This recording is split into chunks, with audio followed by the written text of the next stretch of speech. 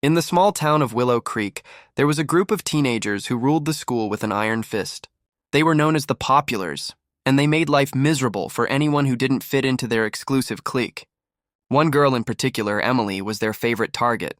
She was quiet and shy, with a love for all things dark and macabre. The Populars saw her as an easy target and took great pleasure in tormenting her every chance they got. One day, the Populars took their bullying to a whole new level. They cornered Emily in the school bathroom and began to taunt her mercilessly. They called her names, pushed her around, and even went so far as to vandalize her locker. Emily was terrified and humiliated, but she refused to show any weakness in front of her tormentors.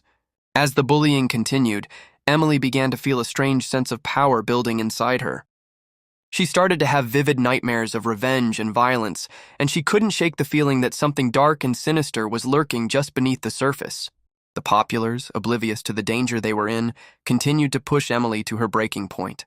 One fateful night, the Populars decided to throw a party at the abandoned house on the outskirts of town. They invited everyone in school except for Emily, who they had purposely excluded. As the night wore on and the drinks flowed freely, the Populars began to let their guard down and reveal their true selves. Suddenly the lights flickered and went out, plunging the house into darkness. The Populars laughed nervously, thinking it was just a prank.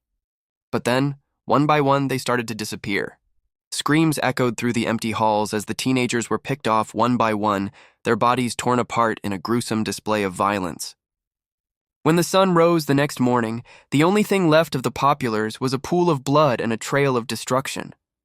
The town was in shock, unable to comprehend the horror that had unfolded in their midst. And as for Emily, she was nowhere to be found.